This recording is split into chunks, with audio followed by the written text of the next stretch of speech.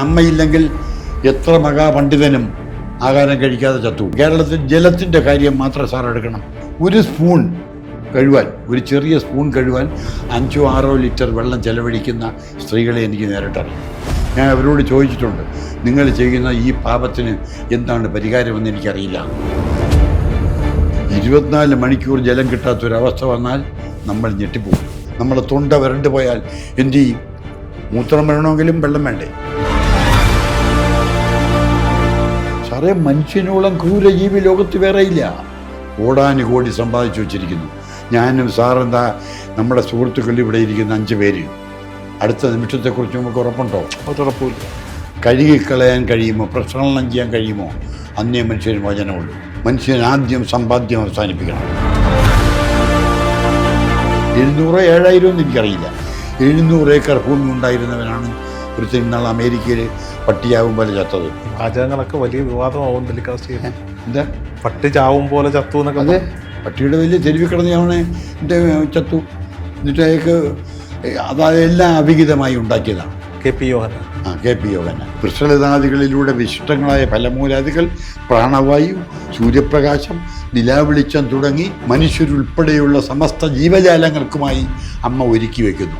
നമ്മൾ വിസർജിക്കുന്ന സകല മാലിന്യങ്ങളും അമ്മ സ്നേഹപുരസ്സരം കൈക്കൊള്ളുന്നു. ഈ ഭൂമിദേവിയെ ഒന്ന് തൊട്ട് രാവിലെ അമ്മേ, ഇത്രയും ഈ മകന് വേണ്ടി തരുന്ന അമ്മയോടൊന്ന് അമ്മയെ ഞാൻ നമസ്കരിക്കുന്നു എന്ന് പറയാൻ പോലും ഇവിടുത്തെ മനുഷ്യപ്പുഴുക്കൾക്ക് കഴിയുന്നില്ല. ലക്ഷ്മീദേവിയുടെ സ്ഥൂല ശരീരമാണ് ഭൂമി. സ്ഥൂലമെന്ന് പറഞ്ഞാൽ സാറിന് അർത്ഥം പറഞ്ഞ സാറ് പണ്ഡിതനാണ്, എഴുത്തുകാരനാണ്. നഗ്നനേത്രങ്ങൾ കൊണ്ട് കാണാൻ കഴിയുന്നവയാണ് സ്ഥൂലം. നഗ്നനേത്രങ്ങൾ കൊണ്ട് കാണാൻ കഴിയാത്തതാണ് സൂക്ഷ്മം. തന്നല്ലോ. സ്ഥൂല ശരീരമാണിത്. പരാശക്തിയായ ലക്ഷ്മി ഭഗവതിയുടെ, ഞാൻ അതിലേക്ക് കടന്നില്ല, ദേവിമാരിൽ ഏറ്റവും പ്രബലമായ ശക്തി എന്നുള്ളത് എന്താണ്? ലക്ഷ്മിയാണ്. കാരണം അമ്മയില്ലെങ്കിൽ എത്ര മഹാപണ്ഡിതനും ആഹാരം കഴിക്കാതെ ചത്തു, അല്ലേ? അതിലേക്ക് വരാൻ നമുക്ക്. പിന്നെ ഇവിടെ ഈ ക്രൂരകർമ്മങ്ങൾ അവിടെ നടമാടിയിരുന്നു, വയനാട് നടന്നിരുന്നു എന്ന് നമുക്ക് വ്യക്തമായിട്ടറിയാം. അത് ഈ അടുത്ത കാലത്താണോ അതോ പോയ തലമുറകളിലാണോ? പോയ തലമുറയൊന്നുമല്ല, പോയ തലമുറയല്ല, ഈ കാലഘട്ടത്തിൽ തന്നെയാണ്. അത് എല്ലായിടവും നടക്കുന്നില്ലേ സ്വാമി? എല്ലായിടത്തും നടക്കുന്നുണ്ട്. അവിടെ കൂടി, വളരെ കൂടുതൽ. അതാണ് പറഞ്ഞത്, സ്ഥൂല ശരീരമായിരിക്കുന്ന ലക്ഷ്മി ഭഗവതിക്ക് സഹിക്കാൻ വയ്യാത്ത നീചകർമ്മങ്ങൾ നടക്കുമ്പോൾ, പാപകർമ്മങ്ങൾ നടക്കുമ്പോൾ അമ്മ ഭൂമിദേവി പ്രതികരിക്കും. വയനാട് മലനിരകൾ സാർ ഒരു കാര്യം മനസ്സിലാക്കണം. ജലം, വൃക്ഷലതാദികളിലൂടെ അനേകം രുചിയേറിയ ഫലമൂലാദികൾ തന്നല്ലോ. തേങ്ങയും മാങ്ങയും ഉൾപ്പെടെ സാറ് ഭൂമിയിൽ വിളയുന്ന വൃക്ഷങ്ങളെക്കുറിച്ച് വെറുതെ ഇരിക്കുമ്പോൾ ഒരു അവലോകനം നടത്തണം എന്നല്ലോ. അപ്പം ജലം, വൃക്ഷലതാദികളിലൂടെ വിശിഷ്ടങ്ങളായ ഫലമൂലാദികൾ, പ്രാണവായു, സൂര്യപ്രകാശം, നിലാവെളിച്ചം തുടങ്ങി സമസ്തവും മനുഷ്യരുൾപ്പെടെയുള്ള സമസ്ത ജീവജാലങ്ങൾക്കുമായി അമ്മ ഒരുക്കി വയ്ക്കുന്നു. നമ്മൾ വിസർജിക്കുന്ന സകല മാലിന്യങ്ങളും അമ്മ സ്നേഹപുരസ്സരം കൈക്കൊള്ളുന്നു. ആലോചിച്ച് നോക്കണം. നമുക്കതിനെയൊക്കെ തള്ളിക്കളയാൻ പറ്റില്ല. നമ്മളും പക്ഷിമൃഗാദികളും വിസർജിക്കുന്ന സകല മാലിന്യങ്ങളും ഈ ഭൂമിദേവി, അതാണ് ഭൂമിയോളം ക്ഷമയെന്ന പ്രയോഗം വരുന്നത്. അതാണ് സ്ത്രീകൾ അങ്ങനെ വേണമെന്നൊക്കെ ആചാര്യന്മാർ പറയുന്നത്. എല്ലാം ക്ഷമിക്കുന്ന ഭൂമിദേവി, ഈ ഭൂമിദേവിയെ ഒന്ന് തൊട്ട് രാവിലെ അമ്മേ, ഇത്രയും ഈ മകന് വേണ്ടി തരുന്ന അമ്മയോടൊന്ന് അമ്മയെ ഞാൻ നമസ്കരിക്കുന്നു എന്ന് പറയാൻ പോലും ഇവിടുത്തെ മനുഷ്യപ്പുഴുക്കൾക്ക് കഴിയുന്നില്ല. പുഴുവെന്നേ ഞാൻ പറയുള്ളൂ. ഇരുകാലി മൃഗമെന്ന് പറയാം, അല്ലെങ്കിൽ അങ്ങനെ പറയാം തന്നല്ലോ.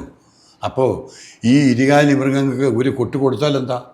സ്നേഹം മാത്രം കനിയുന്ന, സ്നേഹത്തിൻ്റെ സ്നേഹാമൃതം മാത്രം പകർന്നു നൽകുന്ന പരാശക്തിയായ ഈ അമ്മയെ ഒന്ന് നമസ്കരിക്കാൻ പോലും കഴിയില്ലെങ്കിൽ നമ്മൾ എത്ര ക്രൂരരാണെന്ന് സാറൊന്ന് ചിന്തിച്ചു നോക്കണം. അതിന് ഒരു കൂട്ടം ആളുകൾ മാത്രമല്ല, ഈ മുഴുവൻ അതല്ലേ പറഞ്ഞത്. കായലോ കുളമോ പൊട്ടിപ്പോയാൽ അതിൻ്റെ അതിർത്തി വിട്ട് കഴിഞ്ഞാൽ ഒലിച്ചു പോകുമ്പം നിരപരാധികളുടെ കൂടെ നിരപരാധികളും കാണും, തെറ്റ് ചെയ്യുന്നവരും കാണും. ഭൂമിയുടെ നിയമം അതാണല്ലോ, അല്ലേ? അപ്പം ഇത്രയും സുഖസൗകര്യങ്ങൾ നൽകുന്ന ഭൂമിയെ നമസ്കരിക്കാനോ അത് അംഗീകരിക്കാനോ ഇവിടെ ഇപ്പം കേരളത്തിൽ ജലത്തിൻ്റെ കാര്യം മാത്രം സാർ എടുക്കണം. സമൃദ്ധിയായി ജലം കിട്ടുന്ന ഒരു സംസ്ഥാനമാണ് കേരളം തന്നല്ലോ. ജലം ഇല്ലാത്ത ചില പ്രദേശങ്ങളും കേരളത്തിലുണ്ട്. എങ്കിലും ഒരു സ്പൂൺ കഴുകാൻ, ഒരു ചെറിയ സ്പൂൺ കഴുകാൻ 5-6 ലിറ്റർ വെള്ളം ചെലവഴിക്കുന്ന സ്ത്രീകളെ എനിക്ക് നേരിട്ടറിയാം. ഞാൻ അവരോട് ചോദിച്ചിട്ടുണ്ട്, നിങ്ങൾ ചെയ്യുന്ന ഈ പാപത്തിന് എന്താണ് പരിഹാരമെന്ന് എനിക്കറിയില്ല എന്ന്. അത് ഇഷ്ടം പോലെ ഉണ്ടല്ലോ സ്വാമിജി ഞങ്ങളുടെ കിണറ്റിൽ. അത് തിരിച്ച് വീണ്ടും മണ്ണിലേക്ക് തന്നെയല്ലേ പോകുന്നതെന്ന് ചോദിക്കും. അത് തിരിച്ച് മണ്ണിലേക്ക് തന്നെയല്ലേ പോകുന്നത് പോകുന്നത് ചോദിക്കും. സാറേ 24 മണിക്കൂർ ജലം കിട്ടാത്തൊരവസ്ഥ വന്നാൽ നമ്മൾ ഞെട്ടിപ്പോകും, വിരണ്ട് പോകും. 5 മണിക്കൂർ മതി. 5 മണിക്കൂർ മതി. നമ്മൾ വിരണ്ട് പോകും. നമുക്കറിയില്ല, നമ്മളെ തൊണ്ട വിരണ്ട് പോയാൽ എന്തു ചെയ്യും? മൂത്രം വരണമെങ്കിലും വെള്ളം വേണ്ടേ? മനുഷ്യനിത് ആലോചിക്കുന്നില്ല. സാറേ, മനുഷ്യനോളം ക്രൂരജീവി ലോകത്ത് വേറെയില്ല. നമ്മൾ വി മസ്റ്റ് അനലൈസ്. നമ്മളിത് അനലൈസ് ചെയ്യണം. മനുഷ്യൻ ചെയ്യുന്ന കൊടും ക്രൂരത ഇതെല്ലാം സഹിച്ച് പുറത്തിരിക്കുമ്പോഴും ആ ഭൂമിയെ തൊട്ടൊന്ന് നമസ്കരിക്കാൻ അമ്മേ, അമ്മയുടെ കാരുണ്യാതിരേകം അനന്തമാണല്ലോ അമ്മേ, ഈ പുത്രനിതാ നമസ്കരിക്കുന്നു എന്ന് പറയാൻ പോലും മനസ്സില്ലാത്ത ഇരുകാലി മൃഗമാണ് മനുഷ്യൻ. കോടാനുകോടി സമ്പാദിച്ചു വച്ചിരിക്കുന്നു. ഞാനും സാറെന്താ നമ്മുടെ സുഹൃത്തുക്കളിൽ ഇവിടെ ഇരിക്കുന്ന 5 പേര് അടുത്ത നിമിഷത്തെക്കുറിച്ച് നമുക്ക് ഉറപ്പുണ്ടോ? ഒരറപ്പുമില്ല. നാളെ ഈ പിശാടകനായ സന്യാസിയും അബാക്കിൻ്റെ MD രോഹിത് സാറും നാളെയും നമുക്കിത് കാണാൻ പറ്റുമെന്ന് എന്തുറപ്പ് സാറേ? ഞാൻ കഴിഞ്ഞ തവണ തിരുവനന്തപുരത്ത് വന്നപ്പോൾ ജയനാരായൺജിയുടെ വീട്ടിൽ ഇൻ്റർവ്യൂ എടുക്കാൻ പോയി. നമ്മുടെ പാമിസ്റ്റ്. അതെ, അദ്ദേഹത്തിൻ്റെ അച്ഛൻ, അദ്ദേഹത്തിൻ്റെ കുടുംബത്തിൽ പോകുമ്പോൾ എപ്പോഴും അവരാരും ഇല്ലെങ്കിലും ആ വീട്ടിലേക്ക് അച്ഛാന്ന് പറഞ്ഞ് കയറി ചെല്ലാൻ പറ്റുന്ന ഒരു സ്വാതന്ത്ര്യത്തോടൊരു മനുഷ്യരുണ്ടായിരുന്നു. ഞാൻ കുറേ സൂര്യോപാസകനായ. അതെ, ഞാൻ കുറേ ദിവസം, അദ്ദേഹം ഒരു വൈദ്യനാണ്, ഒരുപാട് അറിവുകളുള്ള ആളാണ്. ഞാൻ ഒരു ദിവസം ചെന്ന് ഞങ്ങൾ ഒരുപാട് നേരം കാര്യം പറഞ്ഞ് പല കാര്യങ്ങളിൽ തർക്കിക്കുകയൊക്കെ ചെയ്തപ്പോൾ ഞാൻ പറഞ്ഞു, അടുത്ത തവണ ഞാൻ വരുമ്പോൾ അച്ഛൻ്റെ ഇൻ്റർവ്യൂ എടുക്കാനാണ് വരുന്നത്. അപ്പം അദ്ദേഹത്തിൻ്റെ മകൾ ജൂഡോയിൽ ദേശീയ റഫറിയാണ്. അപ്പോൾ ഞാൻ ചേച്ചിയുടെ ഇൻ്റർവ്യൂ വേണ്ട, സാറിൻ്റെ ഇൻ്റർവ്യൂ വേണ്ട, ഞാൻ അടുത്ത അച്ഛൻ്റെ ഇൻ്റർവ്യൂ എടുക്കാനാണ് ഞാൻ വരുന്നത്. കുട്ടി ഒരു ദേവതാ സങ്കല്പമുള്ള കുട്ടിയാണ്. അതെ, ദേവി ചൈതന്യമുള്ള കുട്ടിയാണ്, ഞാൻ കണ്ടിട്ടുണ്ട്. അങ്ങനെ പറഞ്ഞ് പോയി ഞാൻ പിറ്റേ ദിവസം തിരിച്ച് എറണാകുളത്തിന് പോയി. രാവിലെ ഫോൺ എടുത്ത് നോക്കുമ്പോൾ ചേച്ചി എനിക്ക് അച്ഛൻ്റെ ഫോട്ടോ അയച്ചിരിക്കുന്നു, അച്ഛൻ പോയി രോഹിത് എന്ന് പറഞ്ഞിട്ട്. അതായത് സംസാരിച്ച് 26 മണിക്കൂറൊക്കെ പറഞ്ഞു. ഞാനിപ്പോൾ ഇന്നലെ സ്വാമിയെ ഈ ഷൂട്ട് ചെയ്യുന്നതിൻ്റെ തലേന്ന് ഞാൻ അവിടെ ചെന്നു. സാറ് ചോദിച്ചില്ലായിരുന്നോ? ആ കുഞ്ഞ് എന്നെ വിളിച്ചിരുന്നു, അച്ഛന് സ്വാമിജിയെ കാണാൻ ആഗ്രഹമുണ്ട്, സ്വാമിജി ഒന്ന് വരുമോ എൻ്റെ വീട് വരെ? അപ്പം ഞാൻ ഈ സന്യാസമായതിന് ശേഷം ആരുടെയും വീടുകളിൽ സന്ദർശിക്കില്ല. അത് നമുക്ക് പറ്റിയതല്ല. എൻ്റെ ഗുരു ശങ്കരാചാര്യ പരമ്പര അനുസരിച്ച് അത് ന്യായമായ കാര്യം. അങ്ങനെ അത്രയും അവർ വിളിക്കുകയാണെങ്കിൽ പോവുക, എന്തെങ്കിലും ഒരു 2-3 മിനിറ്റ് ഇരുന്ന് പോരുക. അപ്പോൾ ഞാൻ പറഞ്ഞു വരാം, അച്ഛന് കാണണമെന്ന് പറഞ്ഞ് സൂര്യോപാസകനല്ലേ. അതെ. അപ്പം ഞാൻ വരാം കുഞ്ഞെ, ഒരു ദിവസം വരാം എന്ന് പറഞ്ഞു. അധികം ദിവസം ആവുന്നതിന് മുമ്പ് സാറ് പറഞ്ഞ പോലെ അദ്ദേഹം പോയി. അപ്പോൾ ഇന്നലെ ഞാൻ അവരോട്ട് സംസാരിക്കുമ്പോൾ 80ാം പിറന്നാൾ എല്ലാവരെയും വിളിച്ചു കൂട്ടി ആഘോഷിക്കണം എന്ന് പുള്ളി പറഞ്ഞിരുന്നതാണ്. ആ 80ാം പിറന്നാളിൻ്റെ അന്നാണ് അദ്ദേഹം പഞ്ചാഗ്നിയിൽ ലയിച്ചു പോയത്. അതെ. അപ്പോൾ മനുഷ്യൻ അത്രേ ഉള്ളൂ. അപ്പോൾ മനുഷ്യ മനസ്സിൽ കുന്നുകൂടിയിരിക്കുന്ന ഈ അജ്ഞതയാകുന്ന അന്ധകാരം എന്ന് കഴുകിക്കളയാൻ കഴിയുമോ, പ്രക്ഷാളനം ചെയ്യാൻ കഴിയുമോ, അന്നേ മനുഷ്യന് മോചനമുള്ളൂ. മനുഷ്യൻ ആദ്യം സമ്പാദ്യം അവസാനിപ്പിക്കണം. 700 ഏക്കർ ഭൂമി, 70 അല്ല 700 7,000 എന്ന് എനിക്കറിയില്ല, 700 ഏക്കർ ഭൂമി ഉണ്ടായിരുന്നവനാണ് ഒരുത്തൻ ഇന്നാൾ അമേരിക്കയിൽ പട്ടിയാവും പോലെ ചത്തത്. എന്താ അയാളുടെ പേര്? ഒരു ക്രിസ്ത്യൻ സമുദായത്തിൽപ്പെട്ട യോഹന്നാൻ. ഈ വാചകങ്ങളൊക്കെ വലിയ വിവാദമാവും ടെലികാസ്റ്റ് ചെയ്യുന്നത്. എന്താ പട്ടി ചാവും പോലെ ചത്തു എന്നൊക്കെ? അതെ, പട്ടിയുടെ വലിയ ചെരുവിൽ കിടന്ന് അവനെ ചത്തു. എന്നിട്ട് അയാൾക്ക് അതെല്ലാം അവിഹിതമായി ഉണ്ടാക്കിയതാണ്. KP യോഹന്നാൻ.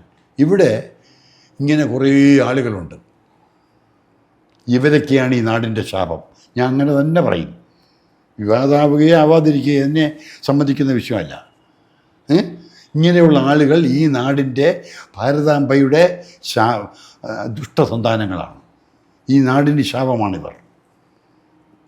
സാറിനറിയാമോ, സ്വാതന്ത്ര്യം കിട്ടിയിട്ട് 75 വർഷം കഴിഞ്ഞിട്ടും ഇന്നും ഒരു ഷെഡ് കെട്ടി കിടക്കാൻ ഭൂമിയില്ലാത്ത എത്ര ജനങ്ങൾ ഈ നാട്ടിലുണ്ടെന്ന് ഉണ്ട്. ഈ ഭരണാധികാരികൾക്ക് എന്തുത്തരമുണ്ട് സാറേ ഇതിന്? എൻ്റെ ഈ ചോദ്യത്തിന് ഞാൻ ഭരണാധികാരികളായിരുന്നെന്ന് പറയുന്നില്ല, കാരണം I am not a politician. അതുകൊണ്ട് അത് ചോദിക്കുന്നില്ല. ഇവരിതിന് എന്ത് ഉത്തരം പറയും? ഓരോ പൗരനും ഓരോ സെൻറ്റ് സ്ഥലമെങ്കിലും ഉറപ്പുവരുത്താൻ നമ്മുടെ സംസ്ഥാന കേന്ദ്ര ഗവൺമെൻറ്റുകൾ ഇനിഷ്യേറ്റീവ് എടുക്കണം. അവിടെയാണ് ഈ 7000 ഏക്കറും 70,000 ഏക്കറും 7 ലക്ഷം ഏക്കറും സ്വന്തമായിട്ടുള്ളവരുടെ കാര്യം. തെരുവ് പട്ടിയുടെ വില പോലും ഇവർക്ക് കൊടുക്കാൻ പാടില്ല.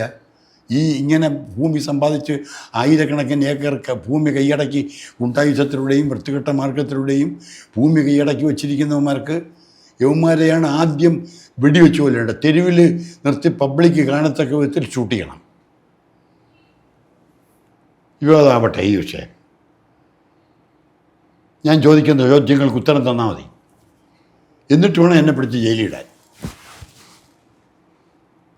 ഈ KP യോഹന്നാൻ എന്ന് പറയുന്ന ആള് ഒരു സഭയുടെ, അദ്ദേഹം തന്നെ ഒരു സഭയുണ്ടാക്കി അതിൻ്റെ തലവനായി ഇരുന്ന ആളാണ്. അതെ, അദ്ദേഹത്തെയാണ് പട്ടി ചത്ത പോലെ എന്ന വാക്ക് ഉപയോഗിച്ചത്. അങ്ങനെയല്ലേ തെരുവ് കിടന്ന് ചെയ്യാവുന്നവന്മാരൊക്കെ അങ്ങനെയാണ്.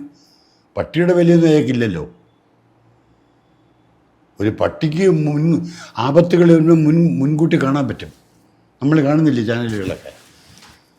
ഒരു ഭൂമി ഉലുക്കം വന്നാൽ വയനാട്ടിലൊക്കെ സാർ അറിഞ്ഞില്ലേ, ഭൂമി ഉലുക്കം വരുന്നതിന് ആഴ്ചകൾക്ക് മുമ്പ് ആ ഭാഗത്തുള്ള പൂച്ചയും പട്ടിയെല്ലാം സ്ഥലം വിട്ടു. കാട്ടാനക്കൂട്ടം വരെ.